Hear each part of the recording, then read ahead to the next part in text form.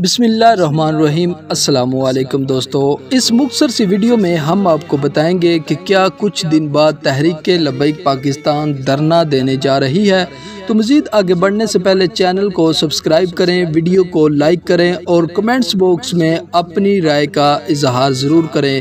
آپ جانتے ہیں کہ مسلسل تحریک لبیک پاکستان کے کارکنان حکومت سے مطالبہ کر رہے ہیں کہ علامہ سعد حسین رضوی کو رہا کیا جائے، لیکن اس کے باوجود علامہ سعد حسین رضوی کو رہا نہیں کیا گیا اور نہ ہی تحریک لبیک پاکستان پر پابندی ہٹائی گئی ہے۔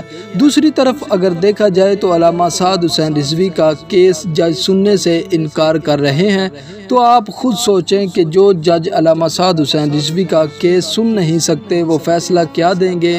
تو ایسا لگ رہا ہے کہ آنے والے وقت میں تحریک لبیک پاکستان دھرنا لازمی دے گی، اور اس کے علاوہ دھرنے کا اشارہ تحریک لبیک پاکستان نے 14 اگست مارچ میں بھی دے دیا ہے۔